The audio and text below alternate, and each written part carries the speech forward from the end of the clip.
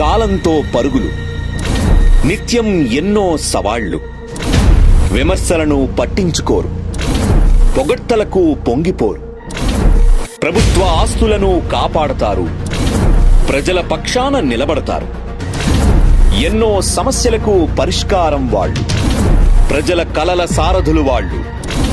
జననం దగ్గర నుంచి మరణం వరకు అన్నింటా వాళ్లే రెవెన్యూ ఉద్యోగులు. ప్రభుత్వ నిర్ణయాలు ఏమైనా సరే రీసర్వే కానీ, అలాగే అసైన్మెంట్ పట్టాదారులకి ఫ్రీ హోల్డ్ ఇవ్వటంలో కానీ, ఇట్లాంటి అనేక పథకాలు అనేక ప్రజల్లోకి తీసుకెళ్లి ఎంతో కష్టపడి పనిచేస్తున్నారు రెవెన్యూ ఉద్యోగులందరూ కూడాను. సూర్యుడు ఉదయించక మునుపే విధుల్లోకి వెళ్తూ, చీకటి పడ్డాక ఇంటికి వచ్చాక కూడా ఆఫీస్ పనుల గురించి ఆలోచించే రెవెన్యూ ఉద్యోగులు ప్రభుత్వ వ్యవస్థలకు ఎంతో కీలకం. రెవెన్యూ ఉద్యోగి రెవెన్యూ శాఖలో పనిచేయడమే ఒక అదృష్టంగా భావిస్తారు. అంటే పేదలకి ఎవరికైనా సహాయం చేయగలిగినటువంటి ప్రధాన శాఖలో రెవెన్యూ శాఖ ఒకటని, ప్రభుత్వం ఏదైతే సంక్షేమ పథకాలు అందిస్తుందో అవన్నిటిలో నేను భాగస్వామి అవ్వాలని చెప్పి ప్రతి ఉద్యోగి కూడా రెవెన్యూ ఉద్యోగి కోరుకుంటాడు. జనన మరణ ధృవీకరణ పత్రాలు కావాలన్నా, ఆదాయ సర్టిఫికేట్ కావాలన్నా, కుల ధృవీకరణ పత్రం కావాలన్నా, భూములు కొలవాలన్నా, దారులు వెయ్యాలన్నా, భూకంపాలు వచ్చినా, విపత్తులు వచ్చినా, వ్యాధులు ప్రబలినా, ప్రాజెక్టులకు కావాల్సిన పొలాలు సేకరించాలన్నా, పరిశ్రమలు పెట్టేందుకు పొలాలు కావాలన్నా, ఒకటేమిటి అన్నింటా వాళ్లే. అన్ని శాఖలకు మాతృక అయినటువంటి రెవెన్యూ శాఖలో పనిచేసే ఈ ఉద్యోగులు అన్నీ తామై వ్యవహరిస్తూ ప్రభుత్వ ఆదేశానుసారం పనులు చేసుకుంటూ వెళ్తుంటారు. ముఖ్యమంత్రి వైఎస్ జగన్మోహన్ రెడ్డి గారు తీసుకుంటున్న ఎన్నో విప్లవాత్మక నిర్ణయాలకు, ఆయన కలలకు సాక్ష్యాలుగా నిలుస్తున్నారు ఈ రెవెన్యూ ఉద్యోగులు. బ్రిటిష్ కాలం నాటి భూమి రికార్డులే ఇప్పటికీ చలామణిలో ఉంటూ, వాటి ఆధారంగానే భూముల కార్యకలాపాలు, రిజిస్ట్రేషన్లు జరుగుతున్నాయి. ఈ నేపథ్యంలో దశాబ్దాల తరబడి వేధించిన లక్షలాది మంది భూ సమస్యలకు పరిష్కారం చూపేందుకు దేశంలోనే మొట్టమొదటిసారిగా ముఖ్యమంత్రి వైఎస్ జగన్మోహన్ రెడ్డి గారి ప్రభుత్వం రాష్ట్రంలో వైఎస్ఆర్ జగనన్న శాశ్వత భూ హక్కు, భూరక్ష పేరుతో భూ రీసర్వే కార్యక్రమానికి శ్రీకారం చుట్టింది. రాష్ట్ర ప్రభుత్వం ప్రతిష్టాత్మకంగా తీసుకున్న ఈ కార్యక్రమాన్ని రెవెన్యూ ఉద్యోగులు ముందుండి నడిపిస్తున్నారు.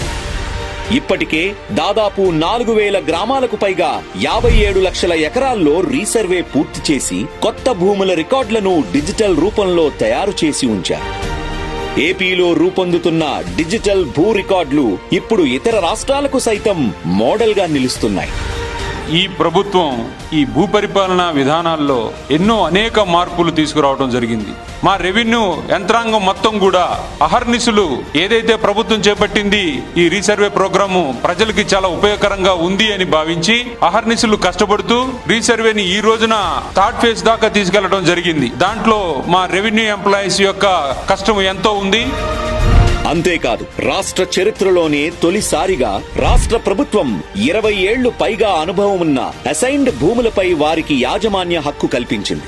ఫలితంగా ఎస్సీ, ఎస్టీ, బీసీ, మైనారిటీ, పేద రైతులైన 15,21,160 మందికి 27,41,698 ఎకరాల ద్వారా ప్రయోజనం కలిగింది. ఇందులో రెవెన్యూ ఉద్యోగుల పాత్ర ఎంతో ఉంది. 100 సంవత్సరాలు భూమి మీద ఉన్నటువంటి రైతు ఈవేళకి ఆ భూమి నాదని రాలే. మన ప్రభుత్వం వచ్చి చీఫ్ మినిస్టర్ జగన్మోహన్ రెడ్డి గారు నిర్ణయం తీసుకునే వరకు ఎవరు దీన్ని పూర్తిగా పరిష్కారం చేసేటువంటి దిశగా అడుగులు ఎప్పుడు వీలు. మా డిపార్ట్మెంట్ అంతా కూడా చాలా శ్రమపడి, చాలా ఎఫిషియెంట్ పీపుల్ అంతా దీని మీద వర్క్ చేస్తున్నారు. వారందరూ కూడా ఈ గౌరవానికి బాధ్యులే అని ఈ సందర్భం మనవి చేస్తూ, అలాగే ప్రభుత్వం తీసుకున్న నిర్ణయాల్లో 22A నిషేధిత భూముల చెరకు తెరతీయడంలోనూ, గ్రామ సర్వీస్ ఇనాం భూములకు ముక్తి కల్పించి 168,604 ఎకరాల ద్వారా 113,610 మంది రైతులకు లబ్ధి చేకూర్చడంలోనూ, చుక్కల భూముల చిక్కులు తొలగించి 2,06,177 ఎకరాలు 107,102 మంది రైతులకు ఇవ్వడంలోనూ, షరతుగల పట్టా సందిగ్ధంకు చరమాంకం పాడి 33,394 ఎకరాలు 22,042 మంది రైతులకు ఇవ్వడంలోనూ, అసైన్డ్ భూములకు పూర్తి స్థాయి యాజమాన్య హక్కులు కల్పించి 27,40,698 ఎకరాలు 15,21,160 మంది బడుగు వర్గాల పేద రైతులకు అందించడంలోను, లంక భూముల్లో 8,996 ఎకరాలు 19,129 మంది పేద రైతులకు పట్టాలు ఇవ్వడంలోను, 1,27,313 మంది గిరిజనులకు అటవీ హక్కులు కల్పించి 2.83 లక్షల ఎకరాల అటవీ హక్కు పత్రాల పంపిణీ చేయడంలోను, 46,876 ఎస్సీ ఎస్టీ కుటుంబాలకు 54,153 ఎకరాలు భూ పంపిణీ చేయడంలోను, ఇళ్లు లేని 30,65,315 మంది నిరుపేద కుటుంబాలకు జగనన్న కాలనీల్లో ఇళ్ల స్థలాలు పంపిణీ చేయడంలోనూ ఇప్పటి వరకు దేశ చరిత్రలో ఏ రాష్ట్రము చేయని విధంగా 30 లక్షల మందికి పైగా ఒక్కొక్కరికి 5 లక్షల రూపాయల నుంచి 10 లక్షలకు పైగా విలువ చేసే స్థలం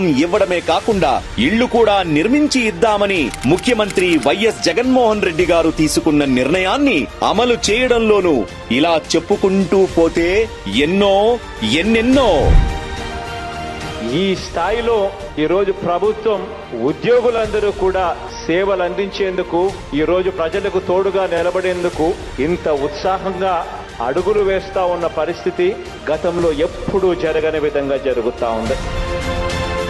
60 సంవత్సరాల చరిత్ర కలిగిన రెవెన్యూ సంఘం రెవెన్యూ ఉద్యోగుల అనేక డిమాండ్లను సాధించుకుంది. అందులో ముఖ్యమైనవి కొన్ని. సుమారు 100 మందికి తహసీల్దార్ నుండి డిప్యూటీ కలెక్టర్లుగా, 300 మంది డిప్యూటీ తహసీల్దార్లకు తహసీల్దార్లుగా పదోన్నతులు సాధించుకుంది రెవెన్యూ సంఘం.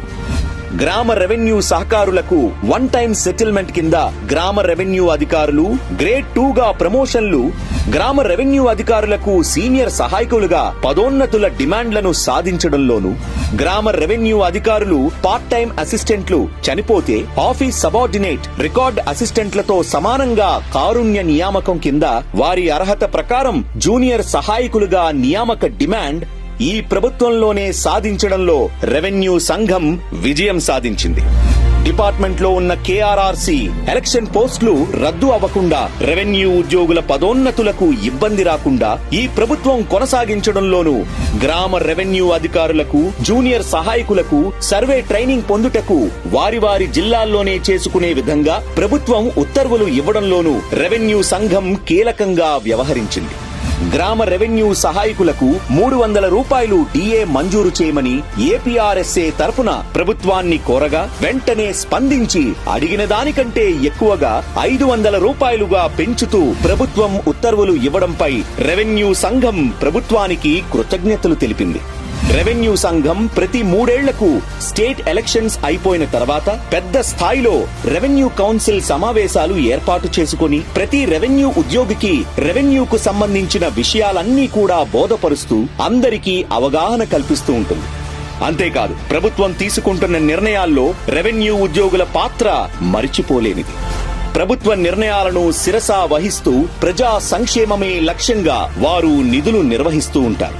రెవెన్యూ ఉద్యోగులకు సంబంధించి చివరిగా ఒక్క మాట. తెర వెనుకే ఉంటూ ప్రజా సమస్యలను భుజాన వేసుకుని మోస్తూ రాష్ట్రాన్ని అభివృద్ధి దిశగా తీసుకెళ్తున్న రెవెన్యూ ఉద్యోగులందరికీ మా సెల్యూట్.